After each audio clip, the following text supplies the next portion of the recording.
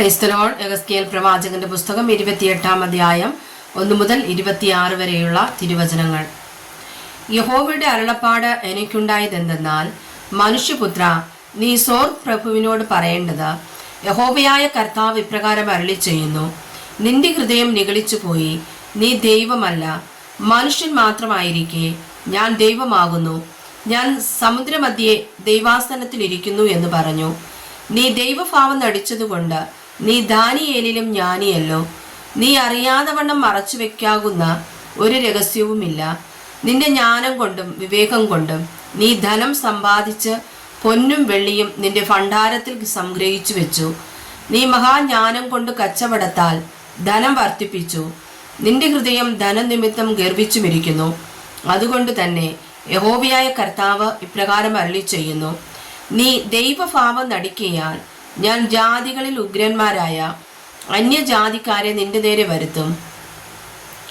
അവർ നിന്റെ ജ്ഞാന ശോഭയുടെ നേരെ വാളൂരി നിന്റെ പ്രഭയെ അശുദ്ധമാക്കും. അവർ നിന്നെ കുഴിയിൽ ഇറങ്ങുമാറാക്കും. നീ സമുദ്രമധ്യേ നിഹിതന്മാരെ പോലെ മരിക്കും. നിന്നെ കുത്തിക്കൊല്ലുന്നവന്റെ കയ്യിൽ നീ ദൈവമല്ല, മനുഷ്യൻ മാത്രമായിരിക്കെ നിന്നെ കൊല്ലുന്നവന്റെ മുമ്പിൽ ഞാൻ ദൈവമെന്ന് നീ പറയുമോ? അന്യജാതിക്കാരുടെ കയ്യാൽ നീ അഗ്രചർമ്മികളെ പോലെ മരിക്കും. ഞാൻ അത് കൽപ്പിച്ചിരിക്കുന്നു എന്ന യഹോവയായ കർത്താവിന്റെ അരുളപ്പാട്.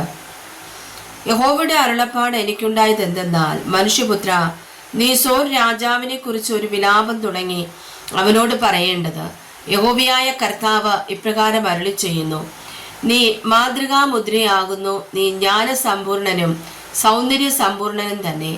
നീ ദൈവത്തിന്റെ തോട്ടമായ ഏദനിലായിരുന്നു. താമ്രമണി, പീതരത്നം, വജ്രം, പുഷ്പരാഗം, ഗോമേതകം, സൂര്യകാന്തം, നീലക്കല്ല, മാണിക്യം, മരതകം മുതലായ സകല രത്നങ്ങളും നിന്നെ മൂടിയിരുന്നു. നിന്നെ തീർത്ത നാളിൽ നിന്നിലുള്ള തടങ്ങളുടെയും കൂടുകളുടെയും പണി പൊന്നുകൊണ്ടുള്ളതായിരുന്നു. നീ ചിറക് വിടർത്തി മറയ്ക്കുന്ന കെരൂബാകുന്നു. ഞാൻ നിന്നെ വിശുദ്ധ ദേവപർവ്വതത്തിൽ ഇരുത്തിയിരുന്നു. നീ അഗ്നിമയ രഥങ്ങളുടെ മധ്യേ സഞ്ചരിച്ചു പോന്നു. നിന്നെ സൃഷ്ടിച്ച നാൾ മുതൽ നിങ്ങൾ നീതികേട് കണ്ടതുവരെ നീ നടപ്പിൽ നിഷ്കളങ്കനായിരുന്നു. നിന്റെ വ്യാപാരത്തിന്റെ പെരുപ്പം നിമിത്തം നിന്റെ അന്തർഭാഗം സാഹസം കൊണ്ട് നിറഞ്ഞു. നീ പാപം ചെയ്തു. അതുകൊണ്ട് ഞാൻ നിന്നെ അശുദ്ധനെന്നെണ്ണി ദേവപർവ്വതത്തിൽ നിന്ന് തള്ളിക്കളഞ്ഞു. മറയ്ക്കുന്ന കെരൂബേ, ഞാൻ നിന്നെ അഗ്നിമയ രഥങ്ങളുടെ മധ്യേ നിന്ന് മുടിച്ചു കളഞ്ഞു. നിന്റെ സൗന്ദര്യം നിമിത്തം നിന്റെ ഹൃദയം ഗർവിച്ചു. നിന്റെ പ്രഭ നിമിത്തം നീ നിന്റെ ജ്ഞാനത്തെ വഷളാക്കി. ഞാൻ നിന്നെ നിലത്ത് തള്ളിയിട്ടു. രാജാക്കന്മാർ നിന്നെ കണ്ട് രസിക്കത്തക്ക വണ്ണം നിന്നെ അവരുടെ മുമ്പിൽ ഇട്ട് കളഞ്ഞു.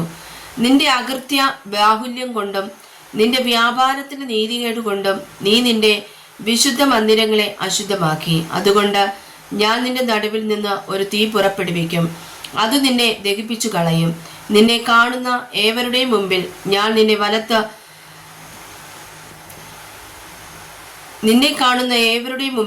നിന്നെ നിലത്ത് ഭസ്മമാക്കി കളയും. ജാതികളിൽ നിന്നെ അറിയുന്നവരെല്ലാവരും നിന്നെ കണ്ട് സ്തംഭിച്ചു പോകും. നിനക്ക് ശീഘ്രനാശം ഭവിച്ചിട്ട് നീ സദാകാലത്തേക്കും ഇല്ലാതെയാകും.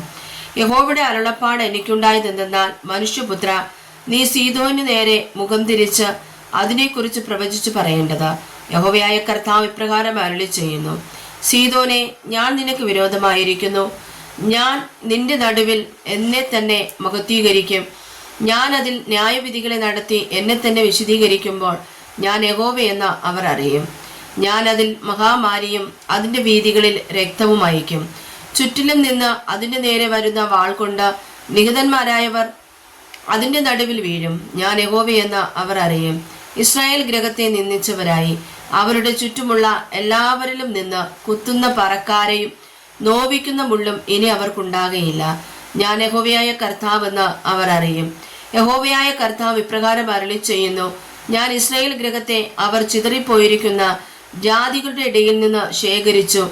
ജാതികൾ കാണുക എന്നെ തന്നെ അവരിൽ വിശദീകരിക്കുമ്പോൾ ഞാൻ എൻ്റെ ദാസനായ യാക്കോബിനെ കൊടുത്ത ദേശത്ത് അവർ പാർക്കും. അവർ അതിൽ നിർഭയമായി വസിക്കും. അതെ, അവർ വീടുകളെ പണിത മുന്തിരിത്തോട്ടങ്ങളെ ഉണ്ടാക്കും. അവരുടെ ചുറ്റുമുള്ളവരായി അവരെ നിന്ദിക്കുന്ന ഏവരിലും ഞാൻ ന്യായവിധികളെ നടത്തുമ്പോൾ അവർ നിർഭയമായി വസിക്കും. ഞാൻ അവരുടെ ദൈവമായ യഹോവയെന്ന് അവർ അറിയും. വായിച്ചതായ വചനങ്ങളാൽ കർത്താവ് നമ്മേവരെയും അനുഗ്രഹിക്കുമാറാകട്ടെ. ആമേൻ.